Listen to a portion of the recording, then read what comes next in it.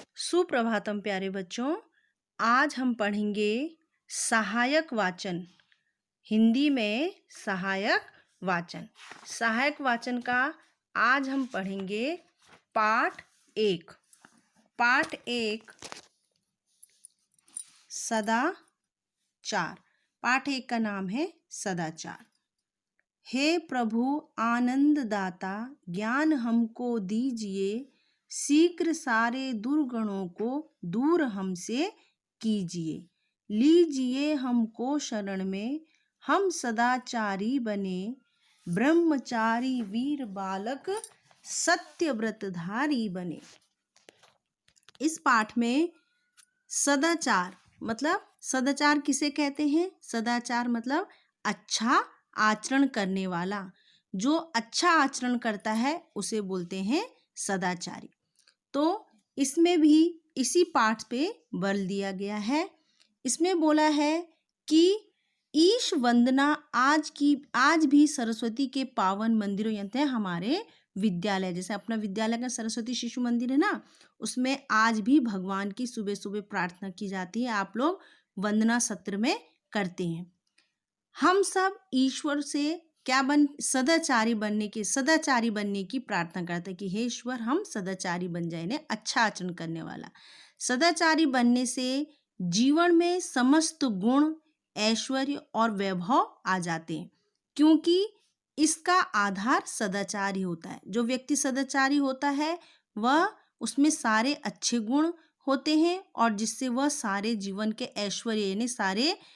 ऐश्वर्य को यानी सारे सम्मान प्राप्त करता है, और सम्मान और वैभव यानी सारे पैसे संपत्ति भी उसके पास आ जाती है। यदि हमारा आचरण अच्छा है, चरित्र अच्छा है, तो संसार के विपुल वैभव, विपुल यानी सारे जितने भी वैभव यानी ऐशो आराम, सारी शक्ति, बुद्धि स्वयमेव आ जाते हैं, अपने आप ही आ जाते हैं। कैसे? सदाचारी बनने से। तो सच्चा चरित्र व्यक्ति ज्ञान के प्रकाश में विचरण करता है। मतलब जो सदाचारी होता है, अच्छा आचरण करने वाला होता है, वह व्यक्ति ज्ञानी होता है, ज्ञान में विचरण करता है, ज्ञान के प्रकाश में विचरण करता है, मतलब वह बहुत ज्ञानी होता है। अब आगे है इस वाक्य का ये अर्थ था। अब है अस्तो माँ सद्गमय, तमसो माँ ज्योतिर्गमय। मतलब कि हमें इसी बात का संकेत देते हुए ये कहता है, ये जो लाइन है इस बात की संकेत देते हुए कहते हैं कि असत्य से सत्य की ओर, है ना, अस्तो माँ सद्गमय, असत्य से सत्य की ओर, तमसो माँ ज्योतिर्गमय, और अंधकार से प्रकाश की ओर चलने को प्रेरित करता है। क्या? सदाचार। सत्य और ज्ञान का प्रकाश ही व्यक्ति का सच्चा चरित्र बनाता है। सच्चा चरित्र बनाते क्या? सत्य और ज्ञान व्यक्ति को सच्चा चरित्र यानी अच्छा चरित्र वाला व्यक्ति बनाता है। सच्चरित्र व्यक्ति अपने शुभ कर्मों से पृथ्वी पर स्वर्ग का निर्माण करता है। मतलब जो सच्चरित्र व्यक्ति होता है वह इस धरती पर कैसे अपने आसपास अपने घर को स्वर्ग के समान बना देता है। और राष्ट्र कवि मैथिली शरण गुप्त जी भी कहते हैं, अपनी पंक्तियों द्वारा कहते हैं कि सुनो स्वर्ग क्या है, सदाचार है, मनुष्यत्व ही मुक्ति का द्वार है, सदाचार ही गौरवागार है, और मनुष्यत्व ही मुक्ति का द्वार है। अर्थात सदाचारी बनने के लिए मनुष्य को सुशिक्षा, सत्संगति और स्वानुभाव की आवश्यकता होती है।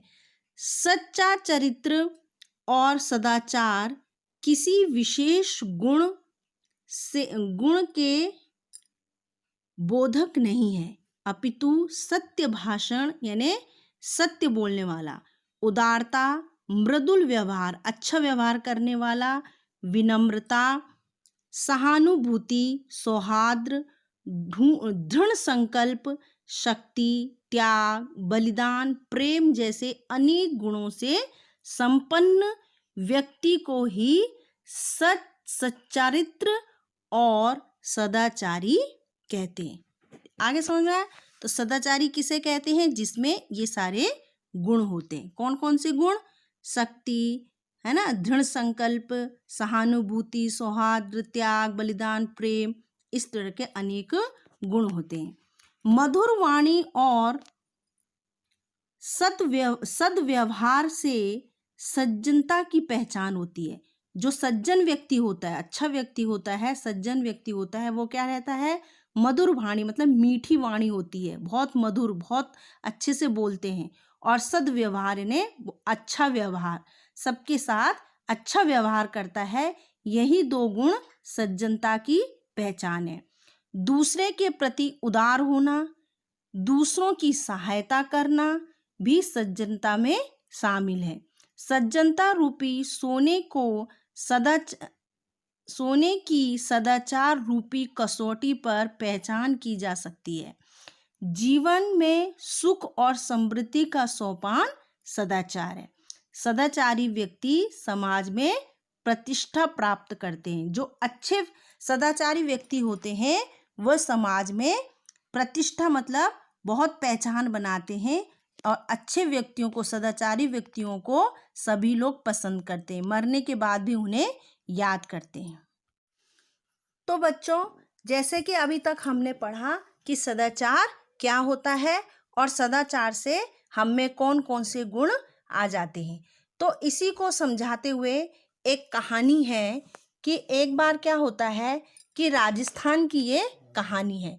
राजस्थान के समीप एक गांव में कुछ औरतें पानी भरती रहती हैं। तो वो कुएं में पानी भरती रहती हैं और पानी भरते भरते वे आपस में बातें करती हैं। क्या बातें करती हैं?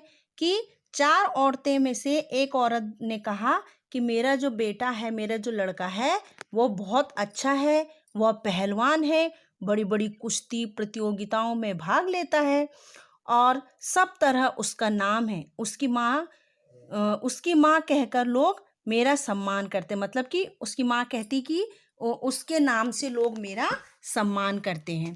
तो तभी दूसरी औरत बोली कि मेरा जो लड़का है, मेरा जो बेटा है, वह जज है और जज की कुर्सी में बैठता है और फैसला सुनाता है। वह किसी को सजा देता है, किसी की तो फांसी की भी सजा देता है और सब मेरे पास उसकी सिफारिश लेकर आते हैं। फिर तभी तीसरी औरत तब बोली कि रहने दो, मेरा लड़का तो ज्योतिषी है। तीसरी वाली अपनी लड़की की बढ़ाई करते हुए कहती है कि मेरा जो बेटा है वो तो ज्योतिषी है, तारों को देखकर कब वर्षा आएगी, कब अकाल पड़ेगा, कब ग्रहण लगेगा, ये सब बता देता है। उसके पास तो भविष्य को पूछने वाले बहुत सारे लोग आते हैं और बिल्कुल भीड़ मची रहती है और उसके कारण तो मेरा बहुत सम्मान होता है। अब चौथी जो महिला रहती है, वो बेचारी चुपचाप रहती है। तीनों ने उसको, तभी वो तीनों औरतें जो पानी भरती रहती हैं, वो चौथी औरत को ताना देती है, मतलब कि उसको सुनाती है और बोलती है बेचारी का लड़का तो बिना पढ़ा लिखा है। वो चौथी वाले को बोलती है कि इसका लड़का तो बिना पढ़ा लिखा है, कुछ नहीं करता है, पढ़ाई लिखाई भी नहीं किया उसने। और तभी उसने जवाब दिया, किसने? तभी उसने जवाब दिया ऐसा मत कहो। जो चौथी औरत होती है ना, उसने जवाब दिया कि ऐसा मत कहो, वह मेरी बड़ी सेवा करता है। जो मेरा बेटा है वो भलाई पढ़ा लिखा नहीं है, अनपढ़ है, लेकिन मेरी सेवा करता है। अपनी पढ़ाई के साथ साथ वो गांव भर की चिंता भी करता है। सभी लोग उसकी प्रशंसा, सब लोग उसकी बढ़ाई करते हैं और मुझे इसी में बहुत अधिक प्रसन्नता होती, खुशी होती कि सब मेरे बेटे के लिए बोलते कि बहुत अच्छा, सबकी मदद करते हैं। अब बातें ही बातों में से वे कुएं तक पहुंच जाती हैं और चारों औरतें पानी भरकर अपने सिर पर रखकर घर की ओर लौट पड़ती, मतलब सब कुएं में जाती, पानी भरती और सब अपने घर की तरफ लौट पड़ती। सबके सिर पे क्या रहता है? पानी का मटका रहता है। तो एक वृद्ध उनकी बातें, जो एक वृद्ध था वो उनकी बातें सुन रहा था। उसके मन में कौतूहल जागा कि देखें अच्छा बालक कौन सा है। चारों वो सुनता रहता, तीनों चारों की बातें। तो वो वृद्ध सोचता है, बूढ़ा सोचता है कि देखता हूँ इन चारों में से, उसके मन में ऐसे उत्साह वो लगा रहता कि देखें तो कि चारों अपने अपने बच्चों की बढ़ाई कर रही हैं, किसका बेटा सबसे अच्छा होगा। तो अभी वे दो चार पग थोड़ी आगे चली थी कि धूल उड़ाते हुए एक मोटर रुकी, एक गाड़ी रुकी। उसमें बैठे जज साहब, जो बोली थी ना कि मेरा बेटा जज है, जज साहब ने माँ को डांटा जोर से और कहा क्यों बेइज्जती कराने पर तुली हो। किसी बार, कितनी बार तुमको कहा है कि आगे पीछे पानी भर लिया करो। और गाड़ी चली गई। उसने अपनी माँ को डांटा है कि जब देखो पानी बेइज्जती करती, कितनी बार कहा कि जब मैं आता हूँ तो उसके पहले पानी भर लिया करो या पीछे। तभी दूसरी दूसरी ओर आवाज आई, अब पानी भर कर ले जाओगी, खाना कब बनेगा, क्या भूखा मार डालोगी, यह किस क्या सोचा है तुमने। यह कहकर दूसरी औरत का जो बेटा रहता है वो भी डांट कर वहां से चला जाता और देखता कि वो बहुत हट्टा कट्टा पहलवान रहता हो, जो बोलती कि मेरा बेटा पहलवान, वो भी अपनी माँ को डांट के जाता है कि अभी तक तुम पानी भर रही हो, खाना कब बनाओगी।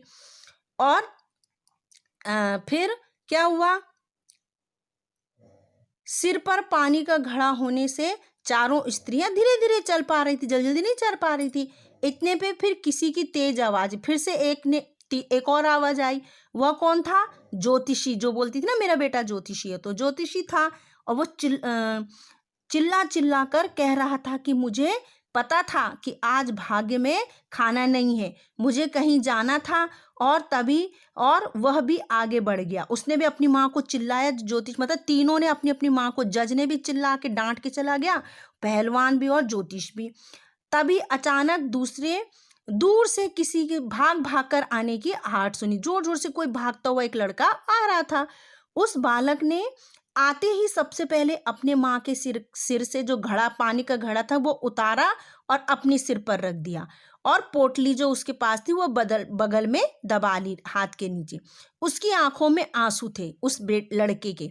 वह कह रहा था, मैं बड़ा अभागा हूँ, मेरे जीते जी तुझे पानी भरना पड़ा। वो अपनी माँ से कह रहा था कि मैं कितना अभागा हूँ, मैं कितना कैसा हूँ कि मेरे जीते हुए आप पानी भर रहे हो।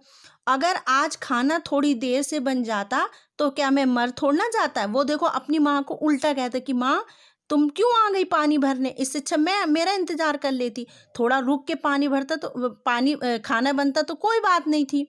इतना सुन तीनों स्त्रियों से, जो वो तीनों स्त्रियां जो अपने अपने बच्चों की बढ़ाई कर रही थी ना, ये जब उन्होंने देखा, चौथी स्त्री जिसका बेटा अनपढ़ था, वो इतना अच्छा था कि अपनी माँ को जल्दी से घड़ा अपनी माँ के अपने सिर पे रख दिया और रोने लगा कि माँ तुम इतनी कष्ट क्यों कर रही हो, तुम क्यों भर रही हो पानी।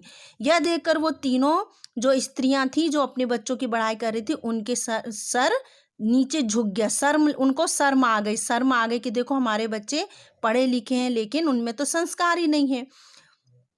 उनके घर के पास, अब वो घर अपने अपने घर के पास पहुंच चुके थे, वे अपने अपने घरों में चली गई। अब जो वृद्ध आदमी था वो प्रसन्न था, बहुत खुश था, उसे अपना उत्तर मिल चुका था। बट अब देखो इससे क्या शिक्षा मिलती है कि देखो जो चौथा बेटा रहता है वो संस्कारी रहता है। और संस्कार किसे कहते हैं, जो अपने से बड़ों का सम्मान करे, अपने माता पिता की सेवा करे। बच्चों ये कहानी आपने सुनी, इसमें चौथा बालक क्या था, सदाचारी था, जो अपनी माता की सेवा करता था। इसी के अंतर्गत एक कहानी में आपको और सुनाती हूँ। एक बार क्या होता है कि एक राजा रहता है ना, तो वो उस युद्ध हुआ रहता है, उस समय युद्ध होता है। तो युद्ध के बाद वो सोचता है कि अब मैं अपने राज्य में जरा भ्रमण करता हूँ कि मेरे राज्य में क्या क्या नुकसान हुआ है और मतलब जनता कैसी है। तो वो क्या करता है, एक अपना छद्म रूप मतलब भेष बदलता है और भेष बदल के अपने राज्य में भ्रमण करता है। तो वह एक घर में जाता है और वहां पे देखता है कि एक विधवा औरत बैठी रहती है। और जब उस राजा ने उस औरत से कहा, उस वृद्ध विधवा से कहा कि युद्ध काल का हालचाल पूछा कि युद्ध कैसा मतलब युद्ध कैसा हुआ और उस समय क्या क्या नुकसान हुआ। तो उस औरत ने कहा कि मेरे जो पति हैं, मेरा पति इस युद्ध में वीरगति को प्राप्त हुआ है। और वो कहती हैं कि मुझे मेरा तो सब कुछ लुट गया, अब मेरे पास कुछ नहीं बचा। जो मेरे पति तो वो तो खत्म हुए, अब मेरे पास केवल कितने 4 अमूल्य रत्न हैं। तो राजा ने बोला कि बता वो जो आपके पास 4 अमूल्य रत्न है वे हमें दिखा, मैं देखना चाहता हूँ, आप दिखाएंगी क्या। तो वो कहती हैं, वो स्त्री बोलती हैं कि आप थोड़ी देर ठहरिए, मैं आपको वो रत्न थोड़ी देर से दिखा दूंगी। तो थोड़ी देर हो जाती है। तो उसके बाद क्या होता है, तभी क्या होता है कि उस थोड़ी देर बाद वो जो स्त्री थी, विधवा स्त्री थी, उसके 4 बेटे विद्यालय से पढ़कर आते हैं और घर में आते ही उन्होंने क्या किया, अपना बस्ता अपने सब ने चारों ने एक निर्धारित स्थान जहाँ पर रोज बस्ता रखने की जगह थी, सबने वहाँ पर अपने बस्ते रखा। फिर आते से पहले बस्ते रखे, फिर अपने जो जूते थे चप्पल थे उतार के उनको भी अपने स्थान पर रखा। फिर अपनी माँ के चरण छुए, पैर पड़े और चारों ने फिर खाना पीना खाया और वे चारों पढ़ने बैठ गए। मतलब आते से उनने क्या किया, पहले अपनी सामग्री जो बस्ता था, जूते थे, अपनी यूनिफॉर्म थी, मतलब ड्रेस थी, गणवेश है ना, उनको यथास्थान मतलब जहाँ जहाँ उनकी जगह थी वहाँ रखे। फिर माँ के पैर पड़े, फिर हाथ मुँह धो के भोजन किया और पढ़ने बैठ गए। तो ऐसे ये सब वो राजा देख रहे थे। अब जब थोड़ी देर और हो गई तो राजा ने कहा कि उस स्त्री से कहा कि आप वो रत्न जो मुझे 4 अमूल्य रत्न दिखाने वाली थी, दिखाइए ना, कहाँ है वो आपके अनमोल रत्न। तभी वो स्त्री ने कहा, अब उंगली उठाकर अपनी उंगली से बताया कि ये 4 जो बेटे हैं वे मेरे अनमोल रत्न हैं। इतना सुनकर वो राजा सन्न सा रह गया कि हाँ, इसके रत्न वाकई अनमोल रत्न, कितने शिष्टाचारी है, देखो कितने सदाचारी हैं, कितने अच्छे से आए, अपना सामान रखा और अपनी माँ के पैर पड़े और पढ़ने बैठ गए। तो उन्होंने फिर राजा तुरंत अपने असली रूप में आ गए, अपना जो छद्म रूप था उनने उसको त्यागा, कपड़े हटाए और अपने असली रूप में आ गया। और उस राजा ने फिर उस स्त्री के, उस माँ जो उन चार बेटों की माँ थी, वो स्त्री थी, उनके चरण, उनके पैर छुए और कहा कि आप धन्य हैं और कि आपके ऐसे पुत्र हैं। और वाकई ये चार जो आपके अनमोल रत्न हैं। और उन चारों बच्चों को उन्होंने अपने हृदय से, अपने गले से लगा लिया। तो इस तरह बच्चों देखो, सदाचार जो होता है, अच्छा आचरण, सद्व्यवहार हमारा सम्मान बढ़ाते हैं, हमारे माता पिता का सम्मान बढ़ाते हैं और हमें बहुत आगे ले जाते हैं। इसलिए हमें सदाचारी होना चाहिए, अच्छा आचरण करने वाला होना चाहिए, बड़ों का सम्मान करना चाहिए, छोटों को प्यार करना चाहिए और सबकी मदद करना चाहिए और अपने माता पिता का कहना सुनना चाहिए और अच्छा पढ़ाई लिखाई करना चाहिए। तो ये पाठ यहाँ पे हमारा समाप्त हुआ।